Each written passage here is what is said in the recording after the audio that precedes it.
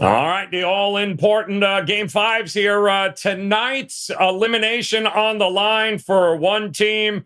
A huge advantage for two other teams here as the NBA tip-off show off and running.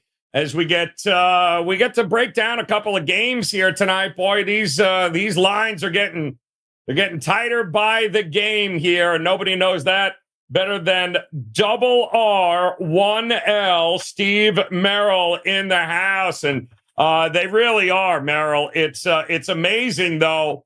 And I'm trying to remember, looking back the last year, the year prior, where some of these games started in game 1 compared to where we are in game 5. Some of these lines are significant from where we started. So anybody who just thinks the books gets it right off the bat, it is a process in the NBA playoffs, isn't it? Yeah, but it's interesting, isn't it, how much they'll move the lines in just a couple games span. They play 82 regular season games, and then they still, within a couple games of the postseason, will move totals 3, 4, 5 points. And we see that actually in the Dallas OKC game. We'll talk about that in a little bit. Yeah. That total is now 7 points lower than just 4 games ago with no significant injuries. The Boston game, obviously, Cleveland game has a significant injury, which we'll talk about as well, Donovan Mitchell. And that line's 15.5. We are starting to see 16s now. So, yeah, it's an ebb and flow. And I know the zigzag on the blind doesn't work anymore. Ralph's talked about it. Teddy's talked about it. But the modified zigzag does. And one of the reasons the zigzag has worked at times over the decades that I've done this is because of that adjusted line value. And the Knicks game last night, perfect example. I had a strong best bet on the Knicks for my clients at WagerTalk.com. They got blown out. They were down by over 40 in game 4. They come back and they're up 30 last night. That's just how the NBA plays. These are teams that have played almost 100 games now. And one game to the next, a team can be up or down by 30. It's just crazy. Yeah, and it was pretty evident, I think, early in that Knick game, too. Like they're going to have to play much better in the second half, Indiana, if they're going to make this a game, because it was the Knicks were faster. And we talked about it on the show yesterday with Teddy, Steve, on how, maybe the best thing that happened to Knicks was getting blown out in Indiana, because that's the most rest any of those starters had gotten. They were all pulled. They only played 30 minutes in the last game. So maybe having that rest, Hart only played 24 minutes in it. They looked a lot fresher, a lot more energetic last night, and Indiana didn't. And it was evident pretty quickly, I think, in that game. It's like anything when you start handicapping or investing or whatever, you always have a default method, and it's very hard to overcome that initial method. For example, when I started NFL handicapping 30 years ago as a contrarian, and contrarian handicapping worked really well in the 90s, just blindly kind of playing the opposite outcome. It doesn't work as well now. But when I started handicapping the NBA playoffs 30-some years ago in the mid-1990s, I did a lot of research, a lot of back testing. And one thing that jumped out to me early on was that teams coming off a blowout loss, and I set the parameter at 20. The sweet spot was actually 22, which in hindsight was probably a little bit of backfitting. 30 years later, I realized that. But I noticed this 30 years ago that teams that got blown out were over a 60% play against the spread. And then you can kind of fine tune it with quality teams in bounce back mode. And that's exactly what the Knicks were in last night. And it works for so many reasons. First of all, the team is motivated. You mentioned another good reason, Joe, which I hadn't really factored in before, that some of the guys get rested. And that was a huge edge for the Knicks because they are shorthanded. Brunson looked healthy, another over 40-point game. In fact, he had the most points in a half of his playoff career with 28 in the first half last night. But another reason it works is because the other team's sometimes a little complacent, but they don't make adjustments. And when you get blown out, you have to make adjustments. And Indiana could not guard Brunson in the first half. They did make the adjustments at halftime. He didn't score as much in the second half. And Miles Turner comes out, all of a sudden he pulls out his best Steph Curry impersonation, hits 3 straight threes, 9 points, boom. And I was getting a little worried, to be honest with you, when they got that to single digits. But your New York Knicks did pull ahead, and now they're up 3-2. I also felt good, Joe, when the game started and I saw Scott Foster was reffing, because I know it was a 2-2 series, but we all know they want New York, Boston. And I'm not a huge conspiracy guy, but if there's one guy I do question, it's Foster. There were a lot of calls also that didn't go their way. They could have had the technical on DiVincenzo. They called a common foul. Foster at the helm did not hurt our cause. No. They call him the extender for a reason. And that series all of a sudden up in the air. So I know a lot of guys were jumping on the Knicks after that loss in Game 4 to win the series, and that might not have been a bad play here. But I don't know anybody that has a Cleveland Cavaliers series ticket that they haven't either already burned, wiped their ass with, or blew their nose in, Merrill. And I think for good reason here. Big shout out first and foremost to those joining us live here. IV Greaser 74 on Instagram. Welcome in. He says, let's get that money tonight. Amen to that. Shout out to Jake Van Pelt, Steve the Goat. Yes, he is here. R1L. And then, of course, Tyler, Eric D, Mr. John Obi over points, Finley, except for last night's. Your new name, John, could very well be John, let's go, Alec Burks over points if he keeps shooting the way he is shooting here. So we got much to cover here in these two games tonight. Let's start with the Cleveland Cavaliers. This was 14.5, Merrill, when it opened. We learned earlier that, yes, it looks like Donovan Mitchell, of course, the calf not in. He's out. Great. Now I'm looking at 16s here. I am seeing 205s. And this is just a huge number here. Nobody expects Cleveland to win, right? But expecting Boston to give a crap enough to, keep their foot on the gas if it's getting out of hand, this is a rough game to look at here. Laying 16 with Boston, I don't think is a great look because I think you and I, 5 minutes into the game, might be able to get a hell of a lot better number than minus 16. Merrill, no? Yeah, I got to give a shout out to Brian Power because I know you sure as hell won't do it, Joe Ranieri. Brian Power was on Wager Talk today. You're contractually not allowed to be nice to Brian Power. People don't realize that. It's not your fault. No. But he was on Wager Talk earlier today, and he broke down this game. And I'm also going to give a shout out to Mark Zeno. We talked about it after the baseball show that Dan Alexander, myself, and Mark did. Both Brian Power and Mark Zeno like Celtics third quarter. And I thought that was a very interesting angle. And that's one of the reasons I love doing, these shows with everybody is, I did my standalone video overnight. We got it posted this morning. I get a deep dive into the Cavs, Celtics, Thunder, Mavericks. Go check that out after the show. But some additional info comes in as I do these shows every day. And I thought that was a really interesting take because I agree with their line of thought. And it's that if the game is hanging, Boston's going to assert their authority in the third quarter. But I think a safer way to do it, I'll add my own little tilt to this, my own little angle to the play is don't even try to guess what it's going to be at halftime. Let's wait and see. If Boston is blowing them out in the first half, none of the guys, including myself, would like that third quarter play as much because it's not going to matter anymore. So let's see if Cleveland can hang in the first half. And I think if Cleveland does hang, it's going to be in the first half.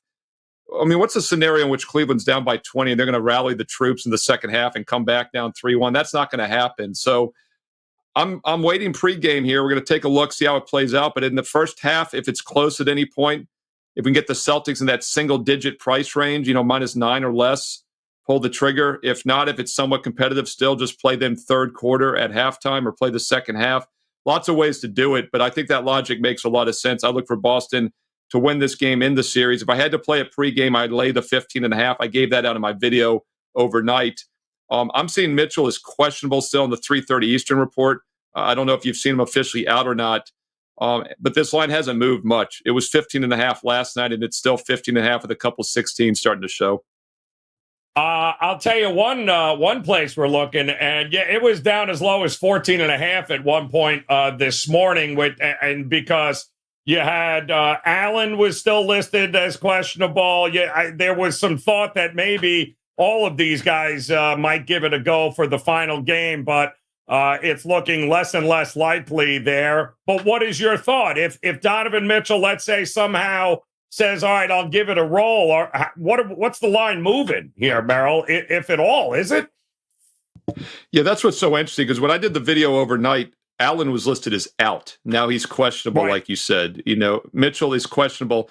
And I mean, look, they've got the true odds, by the way, if you're looking at the money line right now, it's 1-500 Celtics, 100-1 Cavs, and it varies. I mean, some places are 1-1,000.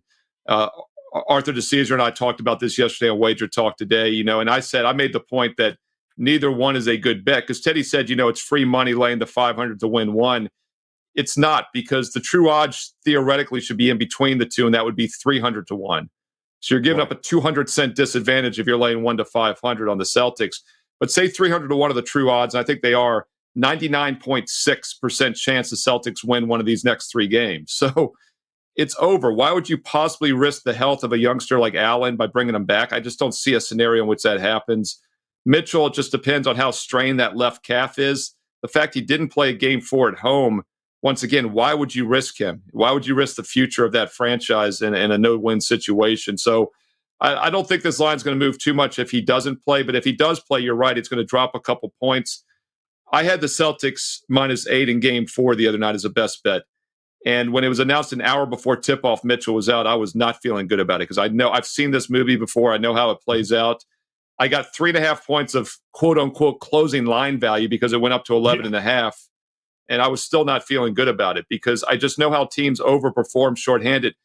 I don't think it works as well in the second game, though. And the fact that Boston did kind of underperform, and let's not forget, they were still up 15 late, got it to 6, got it to 9, and gave up a meaningless jump shot with 2 seconds to go to win by 7. Really tough, bad beat, in my opinion. But I think the Celtics are going to come focused here. And I know you don't want to hear it, but they did so against Miami in game 5 last round, winning by over 30. This looks like a focus spot for Boston tonight. Well, of course it is. I mean, we've seen this movie before, which is kind of hilarious, isn't it, though, Merril? Like you mentioned, we've seen them with Miami, similar situation there, right? They lose game 2 at home, they come back, and then even in the closeout game in game 5, it wasn't remotely close here. I believe Boston is usually winning by 15 or more at home all season long. The Cavs are 1-7 in their last 8 road games, with losses, Merril, by 25, 23, 28, 19, and 21 mixed in. So, yes, there is a huge opportunity for them to get blown out. Then you got to question yourself, how much do we trust the Cavs not throwing a towel in if they're down 20 heading into the fourth quarter? Or even the third quarter? You got to wonder about that as well, no?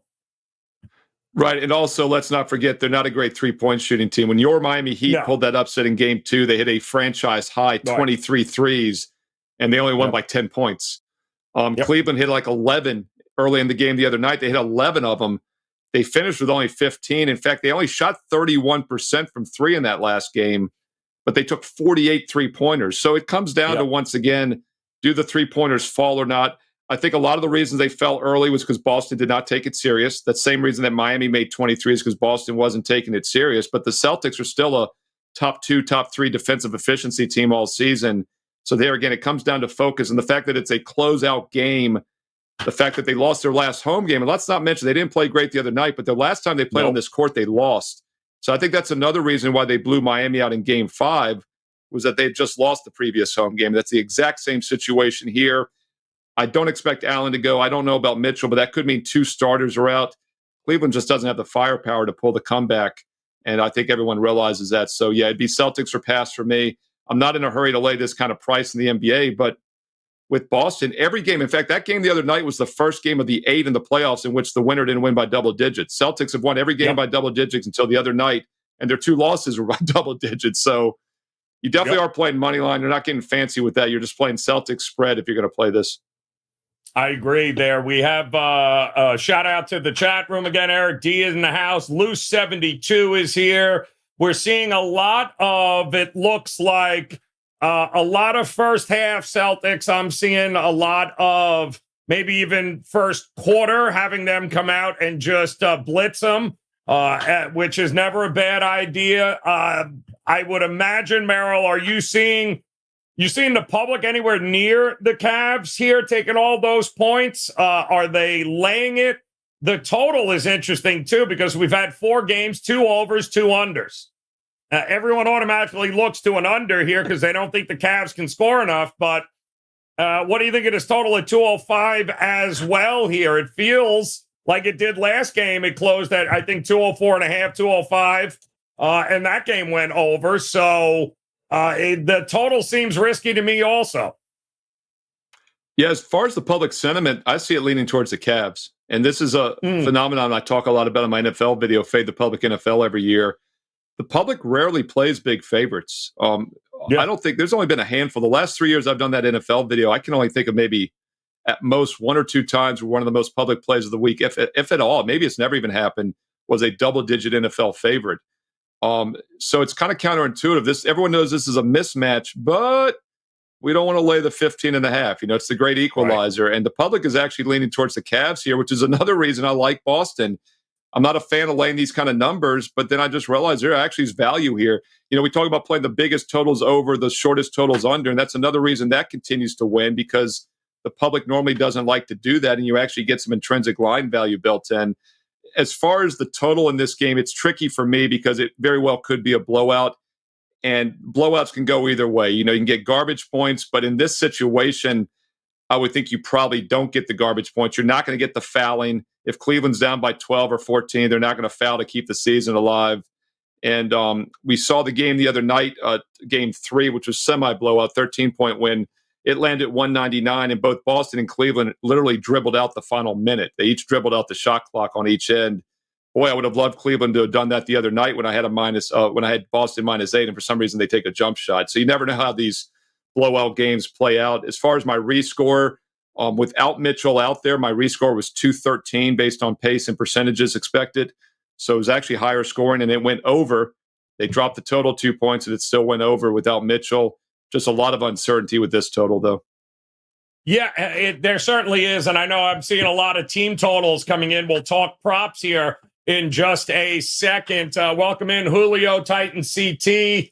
BM McDonald in the house on Instagram. Guys, don't forget to hit that thumbs up for us if you could. We'd much appreciate it here. I am seeing first half team totals from a number of guys. Tyler, first half team total over 56.5 for the Celtics. I don't hate it given the fact that they average 62, I think, over the last couple of games, or at least got that in the last game. The Celtics, especially at home, one of the better first half teams. Anything less than 60 was an automatic bet for a while this year. Merril, we know that they have just, especially against lesser competition, they've been absolutely monstrous early in games, putting teams away and being done with it. I don't hate it at 56.5 either, because it certainly feels like this is going to be a 60-plus first half for the Celtics. I don't see this being a 53-49 kind of first half. Do you? Yeah, it's funny. If Cleveland was smart, they would slow the game down to like a Princeton-style attack, right? That's probably the only chance they have is to actually do that. But I've seen no indications that any NBA team is going to do that nowadays. They really should start running the triple option, just flipping the ball to each other like it's a Army-Navy game. But the nice thing about playing the first half options with Boston is that if it doesn't work out, that makes that third quarter play stronger that we talked about earlier. So I think it's a nice little hedge. And it's my preferred way to play it, actually. If you, instead of doing that third quarter option that Mark Zeno, Brian Power talked about, which I agree, or waiting to see if it works out for you, play something in the first half, either a team total over a first quarter or first half. If Boston rolls, you've cashed your bet. You don't need to play that third quarter. If it's a close game, you double up basically by playing the Celtics second half or third quarter, and you're going to probably break even. So it's a good little approach, I think, to this game. I love it. It's the only way I look at games like this, lined at this kind of number. I'm breaking it in half because I still think there's going to be a huge opportunity to get the Celtics at a way better price than -16. There's no reason to lay it here because we just saw it in the last game where I know a bunch of guys that were able in the first quarter to get down to -7.5 with Boston, and guess what?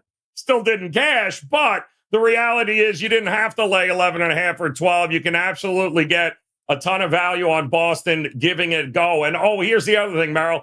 If you don't, there's another game. You don't have to bet the damn game. So there's other ways to go. But I do think waiting till this thing goes off and seeing if they can mount a little bit of a run here, the Cavs might not be a bad way to jump in on the Celtics in this one. So team totals over. Celtics team total over 110.5, says Titans CT here in this one. I can tell you this, too. We talked about it in the last Celtics games.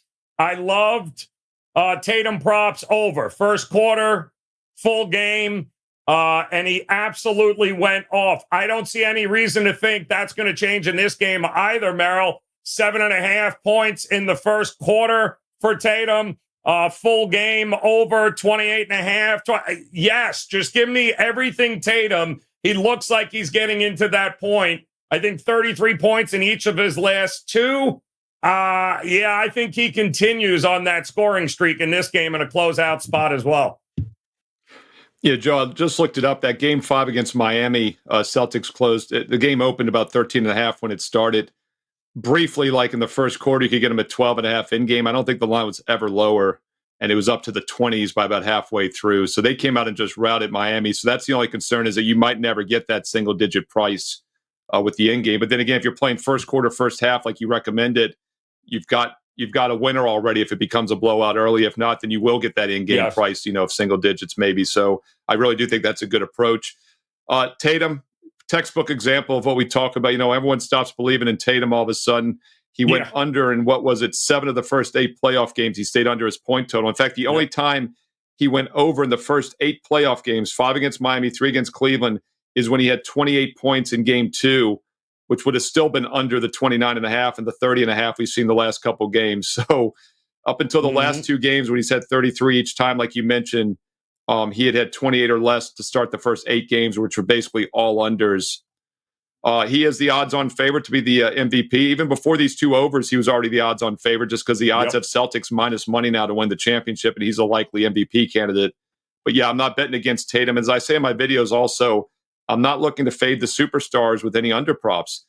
I don't know if Tatum can do it again tonight, and he's still under in the majority of playoff games, but I'm sure as hell not fading him. He's the best player on the court, and in a closeout game, he'll probably come pretty focused again. I do think there are a couple of value plays in the prop market for Boston, Merrill. Tell me what you think. Derek White over 13.5 points. And that was not a problem, I believe, for the first, last series anyway. But he has been cold now for the last, for the last 3 games. Holiday played nearly 43 minutes in the last game here. So he seems to have hit a wall, I believe. But I remember in game 5 against Miami, what did he do? He buried Miami for 25 or more points in that game in about 28, 29 minutes. I think the number is low because I do think Derek White at home, this is the kind of spot and this is the kind of number, Merrill. He's capable of 20, 25 or more any time. And I think in this spot, in a possible blowout, I think he gets right here tonight.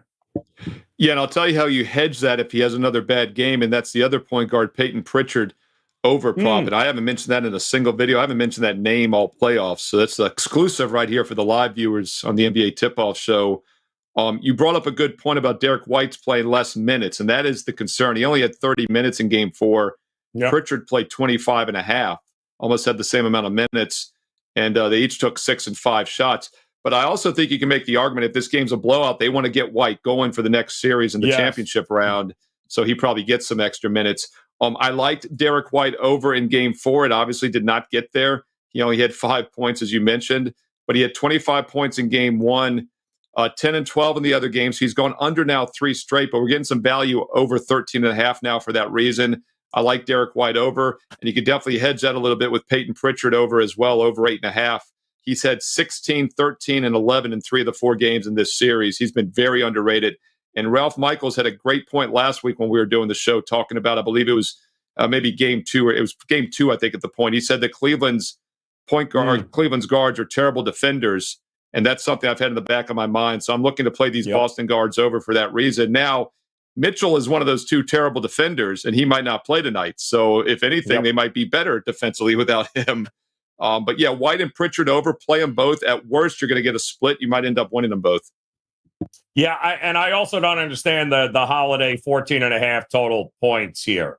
This is a guy that has not hit this, Merrill, in even close in 7 of the 9 playoff games that he has been here already. So this feels like a big number. And if Derek White gets it going more, I mean, there's only so many points and shots in the game, right? Tatum's going to get his, Brown's going to get his. And it feels like if it plays out the way we want, I don't see Holiday getting multiple, opportunities in this game because he hasn't. Plus, he played 43 minutes in game 4. And I don't think he's going to get that many minutes in this one, especially if it's a blowout. So some opportunities across the board here, guys, to jump on in the Celtics and the Cavs game. In all likelihood, it's over tonight. We all know this, but there's other ways to cash tickets without having to lay the 16 or more points here. So we do have a second game coming up, a game 5 here in OKC, with the Thunder getting ready to take on Dallas. It's so interesting to me, Merril, because this is a game in which if Dallas can make, if Dallas could hit any sort of free throw, we'd be having a different discussion about this game. But when you shoot 50 some odd % from the line, chances are teams that you are beating thoroughly will have an opportunity to beat you. And that's exactly what OKC did. Now, of course, they are home with an opportunity to go up 3-2. I saw this open at 5. I saw it go down to 4 this morning. It looks like it's hovering around 4.5. What are your thoughts here on this all-important game 5 here in OKC? Yeah, first of all, I mean, it's not a fluke. Dallas was not a great free throw shooting team. With that said, they were still 75% overall this season. The league average is over 78%, so they weren't that much weaker. But OKC was over 82% this year, so that was probably the biggest difference. Other than OKC being a much better defensive team this year, their free throw advantage was somewhat substantial, but that's only a couple points a game. It shouldn't manifest itself to an 11-point edge like OKC had in Game 4 the other night. In fact, OKC took one extra free throw attempt and they made 11 more, and they won by 4. That was the difference of the game, like you said. Both teams shot extremely poor from the field, 38 and 41%. Dallas was plus 15 from three-point range and still lost by 4.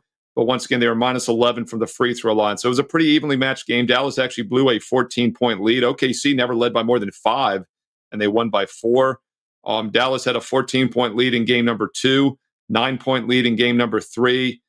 So they've been very competitive. The only game they got blown out was game 1. I had a best bet on OKC for my clients last Tuesday, a week ago, in game number 1. And part of it was just I didn't think it was a good spot for Dallas after a more physical series against the Clippers, whereas OKC had the extra rest after sweeping the Pelicans.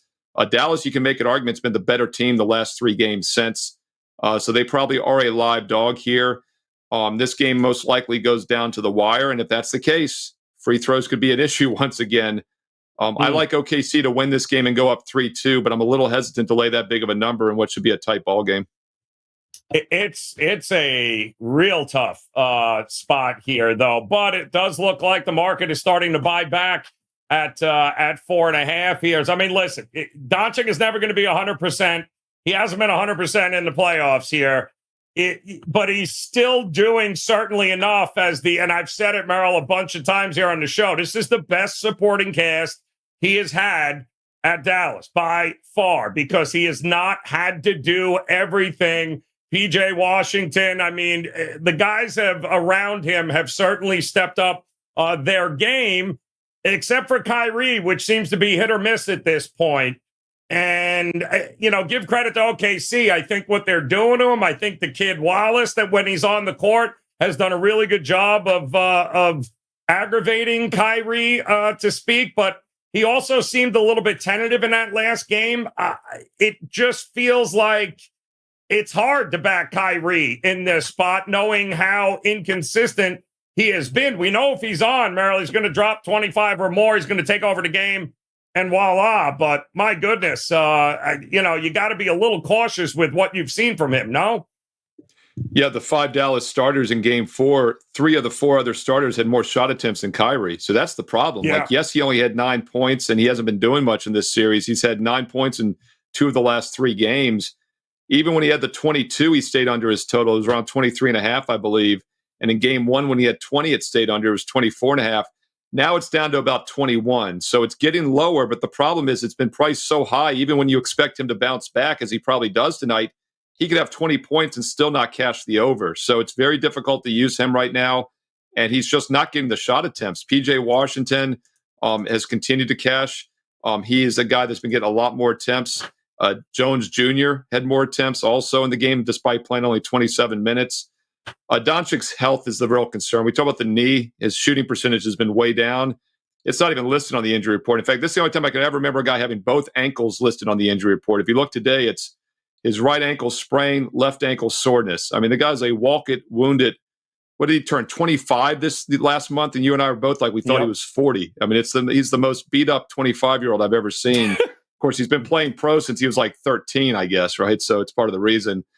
I just don't know. His numbers don't lie. Other than that 5 for 8 shooting performance, I believe, in game 2, he was 1 for 8 in game 1 from 3. He's been below average in the other games. He was 2 for 9 the other night in game 4 from 3. He's sitting around 25% from three-point range in the playoffs, and that's like over 100 shots now. So he's not healthy. Andy Lang had a really interesting prop. I've been talking about his assist props, and I keep waiting him to get there. He finally got 10 assists and got over in the last game. But Andy Lang on WagerTalk today earlier said he likes over 9.5 rebounds. And that was a really interesting prop because he had 12 in the last game, had a triple-double. Despite being injured, the guy has a triple-double. And rebounds is not something I talked about with Doncic, but it kind of makes sense. If you're missing more shots, you're kind of fighting down low to get rebounds and other things. And that's a prop that's been cashing, courtesy of the prop master, Andy Lang.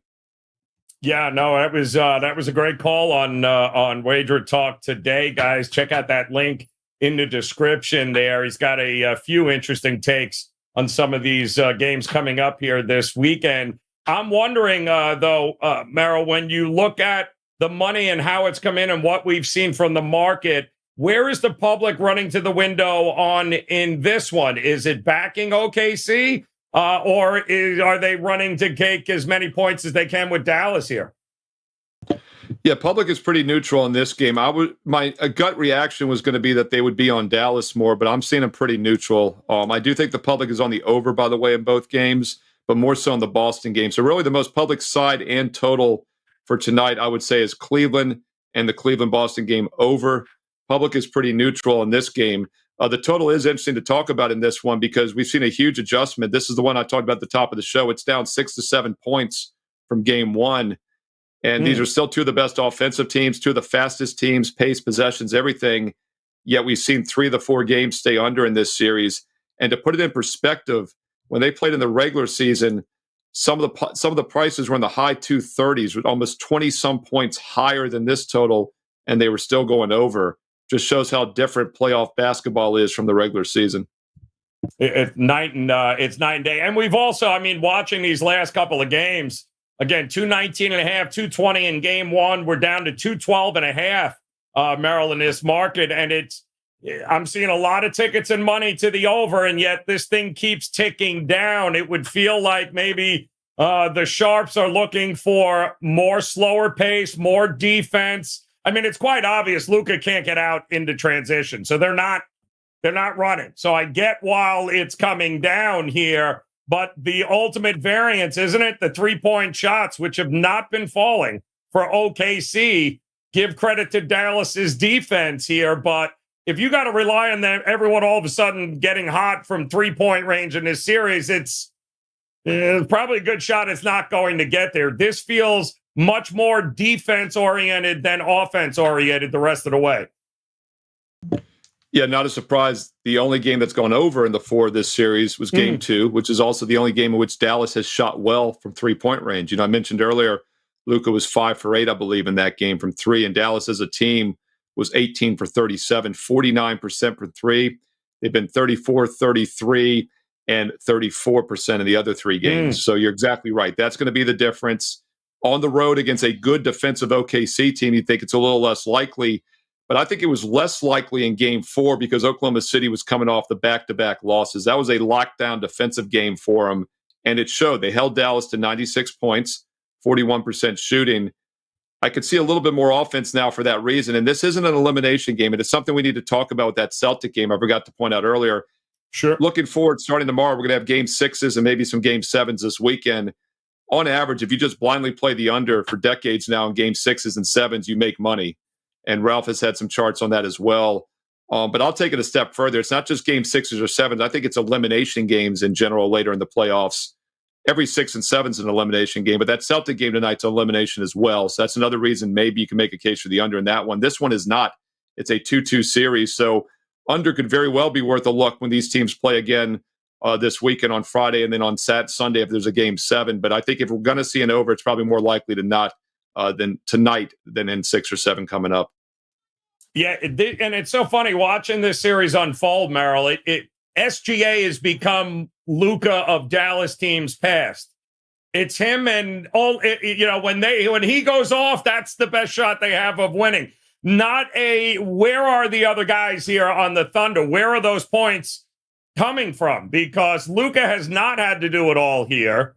And they are still, like you said, 2-2. And they usually have this knack of going on the road, coming off of a loss. We've seen it now in the playoffs with them, of showing up on the road after a loss here. And when does experience factor into this, Merrill? When do you look in Dallas and say this is exactly the kind of game that Luka and Kyrie and experience they have comes to light and they handle their business? Yeah, it's funny. That's a great segue into tomorrow's show. You and I will be talking and breaking down the one game tomorrow, Minnesota-Denver, in depth on Thursday. And it's a very similar situation. Denver, the defending world champs, the best team in the NBA last year, has everybody back this year. They don't even finish first or second. They finished third in their conference behind 2 young teams, OKC and Minnesota. And I said going into the playoffs, my concern with both of them is the lack of experience. Well, Minnesota goes into Denver last week and wins games 1 and 2. They're a 5-1 favorite going into game 3 to win the series. Guess experience doesn't matter. Oh, well, they lose the next 3 in a row, including last night. That is my concern still with Oklahoma City. But as I said earlier, the one edge they have comparing these teams, besides the free throw shooting, which is a nice edge to have in close games, is the defensive edge. They're one of the top 3 or 4 defensive teams in the league. Dallas is barely in the top half this year. So once again, crunch time, must-win games. You're getting the better free throw team, home court, and the better defense. So I think experience is probably less of an issue in this series as we've seen in that Minnesota-Denver series, which obviously turned to be a problem. Yeah, big time problem. By the way, Dallas on an 18-7 under run right now. OKC 9-3 to the under in the last 12 games. So both of these teams, as they start playing each other more and more, it seems like less and less. Team totals are interesting in this one too. Merrill, we take a look at them. Thunder hovering around 108.5. And the Mavericks at 103.5, 104.5 here. Boy, and I'm thinking 105 wins this game, Merrill. One of these teams is not hitting this number here tonight. Yeah, I'd have to say, the one that's more likely to hit it would be Oklahoma City, because first, 2 reasons I keep going back to. They're better free throw shooting team, right? So that's several more points from them, especially if they have the lead and Dallas has to foul. And also, they're the better defensive team, which means it'll be easier for them to score against Dallas, who's the weaker defensive team, and they're at home. They got to 117 and 110 in the 2 home games. Yes, they only got to 101 and 100, but those were the road games. So, yeah, as far as team totals, I would lean OKC's team total over if I had to choose. John Obi Toppin over points. Finley, hell of a name, by the way, John. Very nice. Is looking at 109.5 first half points to the under. Dallas has actually been much higher scoring in the playoffs, especially over the last couple of games in the first half, than what OKC is. OKC over the last couple of games seems to have struggled a little bit early and then comes in on late. With the first half line, Merrill, looks to be 1.5, maybe 2.5, I think, is what we're looking at in the half. Let me see. First half spread, 2.5 right now. Thunder are laying it. Thunder have struggled a little bit out of the gate here. What are you thinking about Dallas keeping the pressure on and having a lead when they go into the break? Yeah, the only game in which the Thunder have led by more than 1 after the half was game 1, in which they were up by 9. They won by 22. And we talked about earlier, that was not a good spot for Dallas. I had a strong best bet on OKC. If you like the under, I think you're better off playing the full game under than the first half. And the reason I say that is because the 2 games at OKC, game 1, 115 points, yet it stayed under for the game, went over in the first half. Game 2, 130, and then it landed 229. So the second halves are much lower scoring in both games at OKC so far. So if you do like the under, I would play the full game, not necessarily the first half. I don't see any particular edge with the first half being lower scoring. No, they need to make their free throws here, and I think they'll be okay. Prop wise here, a lot of questions about, and Jason Wingate saying point shaving is prevalent. Listen, it's prevalent in high school basketball. It's prevalent everywhere. There's no way around it. So they'll never admit it. But again, just keep an eye on who the refs are here tonight. And in this game, Merrill, if I'm not mistaken, is it Malloy or Brothers here tonight in this game? As long as we're all keeping an eye on it, I believe Brothers is in Cleveland. Capers. No, James Capers. Yeah. Capers is yeah, on we the had court Foster tonight. last night in New York, as I mentioned. Yep. He's the only one I really keep an eye on. But Tony Brothers is a close second brother to Foster, no pun intended. So yes.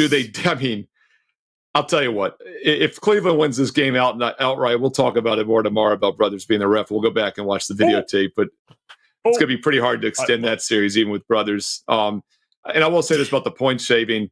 It does happen maybe at lower levels, but you think any NBA player who's making multi-millions is going to throw an NBA playoff game? I mean, you couldn't bet enough or pay him enough for him to do that. So it's not even in the realm of possibility. No. But when we talk about the officials, and I've mentioned this in my videos, I joke a little bit about the conspiracy stuff, but they do get reviews after the games on stuff the league wants them to look more at, crack down. And I've always said the league can dictate a little bit by, say, for example, LeBron's being held a lot, and they want the Lakers to extend.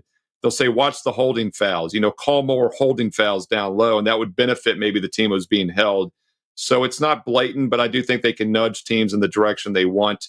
And I'm not sure that's applied to either game tonight, but it's just something to keep an eye on.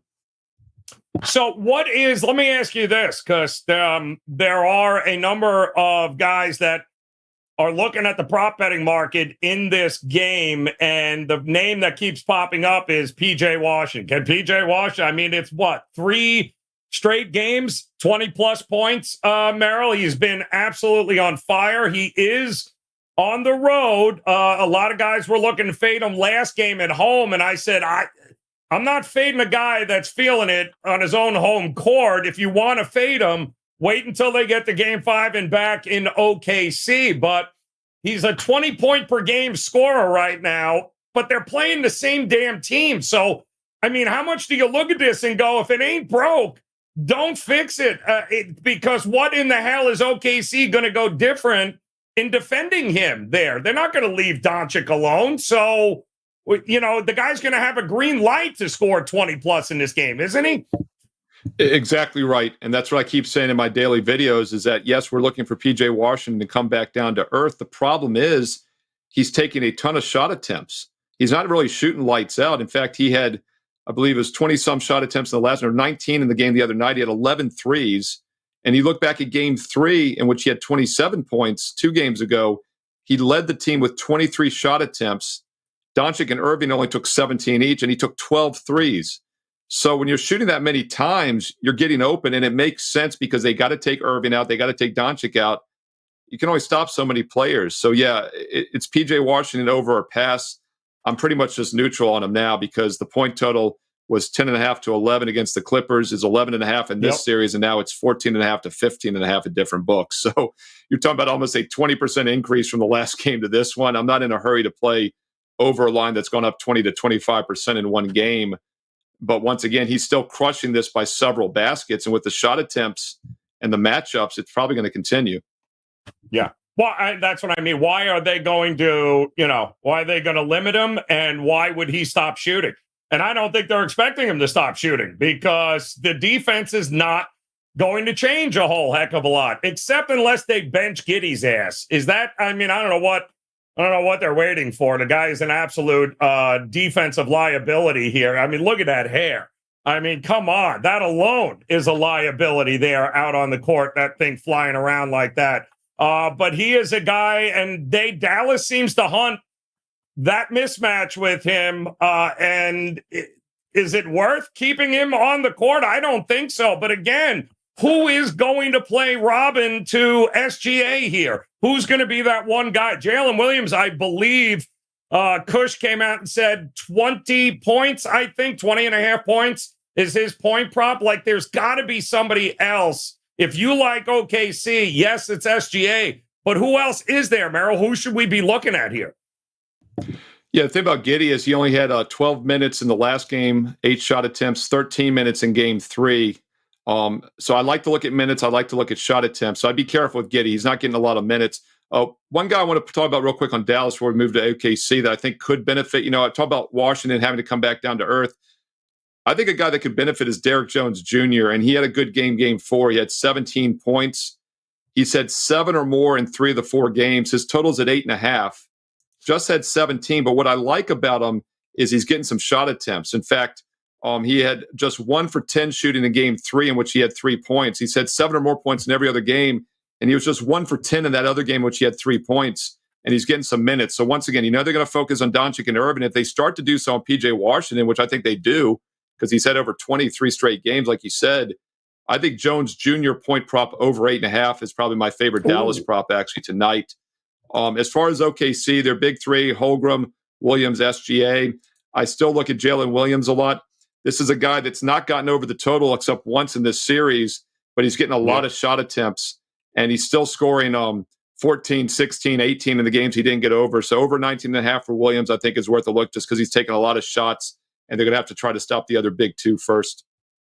And what are we thinking about Kyrie? This was another question here. Is Kyrie being the facilitator here? Didn't score a lot of points, Merril, right? But his assists, I'm seeing 5.5, and he's got to play that role, isn't he? I think he's up to 27 assists, 7 turnovers in his last 3 games. It feels like he's very comfortable in getting other guys involved. Should we be looking with him if we're scared off on the points? That maybe his assists aren't a bad way to look either. Yeah, and Kyrie had 2 steals in 4 straight games until the last 2 games. He had 1 steal total, and his total's at 1.5 again. So he's probably due to have a nice game on steals also along the same logic. His total assist has usually been, I believe, around like 5.5, which seems pretty low to me once again, and that's where it's set again. And he only had 3 in game 1, but he's at 11, 7, and 9, and it's still just 5.5. So I fully agree with you there. The shot attempts haven't been there, which means he's having to get rid of the ball to other guys. So I think the assist odds on Kyrie is the best way to play it.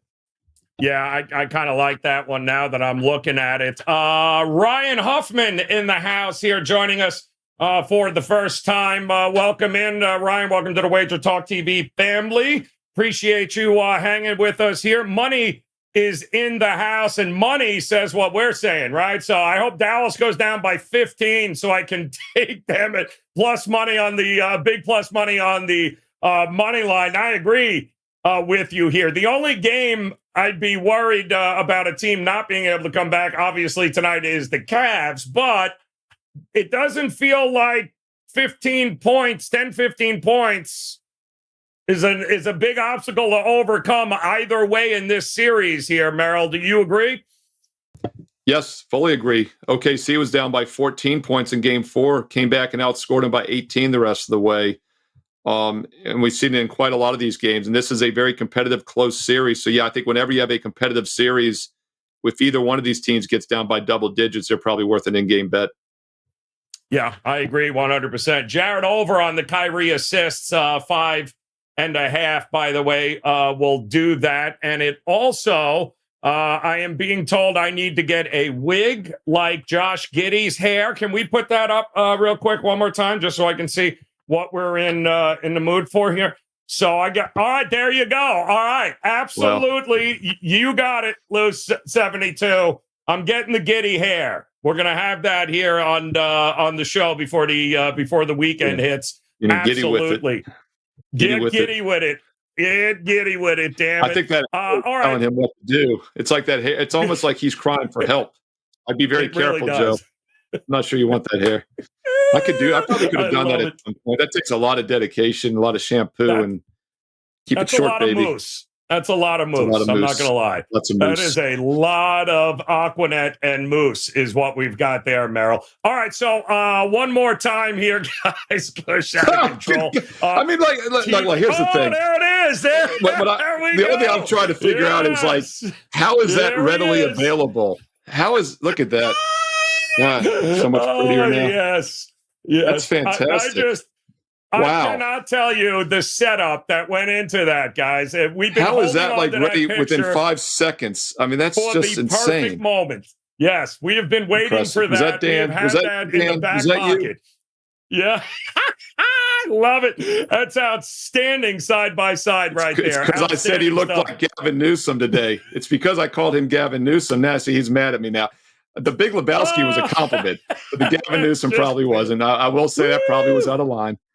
Now that is some hair there, Pete. See, I didn't have to go long without Josh Giddey hair. He had it there. Steve R1L Merril here. Team Cat Whisperer, Dallas first quarter. Looks to be a big play for there. Angel coming in, Merrill saying SGA over on points. I know you're going to pay a premium on those, but let me just see what that number is right now for him. 31 and a half, 32. 31 anywhere from 31 and a half to 32 and a half. He's had 29, 33, 31, and 34. So he's been right around this. But you're exactly right, Joe. You're paying a premium. But as I said with Brunson last night, I'm not looking to go under any of these superstars, but I usually just kind of stay neutral. I like to kind of dig in the weeds and find guys like we talked about PJ Washington, but I think Jones Jr. is now the guy on Dallas. I don't play with the big boys. These guys are overs or passes for me. But after a few months, what I prefer with guys like this in all seriousness is for them to have an off game as long as there's no injury involved. And Brunson was a little banged up. Doncic's a little banged up. So that's what concerns me. But let's look for SGA to have an off game, and then we come back with the over. That's when you want to usually hammer him. Tatum's another guy like that as well. After the 33-point games, I'm a little lukewarm on him tonight. But if he has an off game, we're going to come back with him the next one. Yeah, I'll tell you that right now. I'm with you. The superstars are the superstars for a reason, guys. Especially in the playoffs and these big moments, it's kind of hard to fade them in any way, shape, or form. I think there's other good spots to go on the board. I know we had a big question. A couple of people asked Merrill about Al Horford tonight, switching back to the Boston game. They wanted to know what we thought about Horford and any of his props. And you can't go wrong, I guess, always looking at Horford when it comes, I think 18 and a half points, assists, and rebounds is what I saw early. He barely got that, I think, in game one, but he's actually gotten more 3 attempts. I mean, he's actually held his own here, but this has got a blowout potential written all over it. How much are they going to play a 37-year-old in a game that's out of reach in the fourth quarter? That's the only problem I have with him. Yeah, that's a good angle, actually, because I did talk about Horford recently in some of my videos this week. I like him over, but that's an excellent point you bring up about him maybe sitting if it's a blowout. But we are getting some adjusted value now. He was 9.5 in games 1 and 2, in which he had 7 and 11 points. And now he's had just 2 and 6 the last 2 games. They bumped him down to 8.5. But if you look at the game 3 box score, he was 1 for 7, including 0 for 6 from 3-point range. You can't shoot any worse, but he was getting enough shot attempts to go over 8.5 points. And then in game 4 the other night, 3 for 9, 0 for 4 from 3. So combined, he's 0 for 10 from 3-point range the last 2 games. So I do think he's due to have a breakout tonight and get over 8.5. The only concern would be obviously a minutes restriction if they're winning big. Yeah, that would be the only thing I'd be worried about in a blowout. If not, if somehow the Cavs are keeping this thing close heading into the the fourth quarter, well, that probably sails over it, Merrill. Al Horford is certainly getting his. All right, tell us what you got rolling here tonight, Merrill, over at WagerTalk.com. Are you locked loaded with anything in these games or Major League Baseball for that matter? Yeah, we've got a 2-for-1 special. 1 basketball, 1 baseball, both on the nighttime card. You can get the plays individually. You get a 2-for-1 combo for just $29. It's a great way to try out the Wednesday night best bets. Also, highly recommend checking out the rest of the playoffs for $99. It's the lowest price of the season. No promo code needed. And if you want to try baseball, I know we're talking basketball, but we do have a 7-day sampler right now for just $49. It's a great way to get every one of my baseball best bets for the next 7 days and nights, including a strong play this evening. And it's a discounted price of just $49. That works out to exactly $7 a day for the next week of baseball. Both of those are available in the drop-down menus on the right-hand side. No promo codes needed. And oh, by the way, a free baseball play tonight. A bonus free baseball play is on my page with analysis. Steve Merril, WagerTalk.com. Love that. All right, drop in the comments below. Let us know who are you locked and loaded on here tonight. I'm being told Williams out. Really? Which Williams? What is, let me see. I checked is that the a late 4:30 Eastern. I did not see that on the injury list. So that must be breaking news. On it? No, I didn't see that today. I got a couple of people are saying they saw him just list. I don't see that. No, he's not on the list. And the WagerTalk live odds screen is completely uncolorful right now, which means there have been no moves in the last 5 minutes or so. So I don't think that's happening, but we will definitely check. Kelsey in the house doing a little day drinking. Wants you to know, Merrill, it's okay to smile. Kelsey, the day drinking is over on Instagram. That made me where smile. The day drinkers are. You want to come back in, Kelsey, over here? Kelsey made me don't smile. hide it. It's correct. Don't hide it, I'm just Kelsey. fearful of what our producer, Dan Alexander, has in store for these future shows. So I'm neutral. I'm just saying. I'm net neutral. I love the pick. And as long as we've got Merrill, let's give the people one more time. Yeah, you didn't see that coming again when I talked about it. Fading him. Fading him here tonight. God. Bill LLC, OKC 4.5, and the Rays. It's about as many minutes as I would play. The 12 minutes he's averaging is about as many as I would get as well. So yes. Lots in common. Ryan Huffman brings up a good point, too, here. Luka to be on a mission after missing that free throw. If they're not 70, 80% or more tonight on free throws, I'd be absolutely shocked because he was pissed on missing that late free throw and only shooting 50 some odd percent. I think we'll get a better effort from Dallas here tonight. Donovan Mitchell, points prop has been taken off the board. That's what they were talking about. So Donovan Mitchell out, no more points available. And you saw him still as questionable, Merrill? Yeah, I mean, on the 4th, they updated every hour, as you know. It's the 4:30 Eastern report had him and Allen as questionable again, but the sports books are always a leading indicator. So that's actually really interesting, Joe. If they are pulling his number down, two things are happening. They're going to either repost it because they think he's playing, or he's more questionable at this point. So yeah, I don't expect him to go.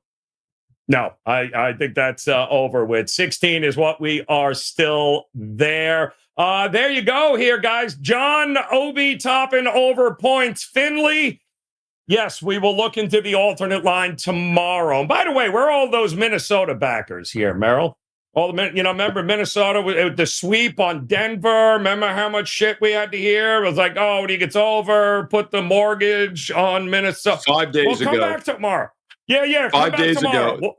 We'll talk Joe, wasn't that about last Friday night? So we're talking about 5 days ago. You could have gotten the Nuggets at 4-1, not just to win the championship, just to win the series. And now they're like 2-1 to win the next 3 series combined. 5 days ago. And we're talking about, like, once again, over almost 100 games have been played for both teams. And 5 days ago, that's how much. I mean, it amazes even me, though. And we will talk about that game in depth tomorrow on Thursday. Oh, yes. And there were a few people right here on this show saying, settle down, Timberwolves fans here. The series is far from over, and there were worse bets to make than to back the Denver Nuggets down 0-2. But they got to close it out. They'll have an opportunity to do that tomorrow, and we'll have you covered. So, hey, Lou, we appreciate it. Mets do suck. Thank you very much for that. Ryan Huffman, always a pleasure. Lou 72. Kelsey, it's beer 30, dude. Go to town over there. Kush, we appreciate you guys. Money as always. Reek in the house. You guys are the best. Don't forget to hit that thumbs up and come back and join us again tomorrow. Another edition of the NBA Tip-Off Show. Until then, cash those damn tickets, guys. We'll see you again tomorrow. Good luck.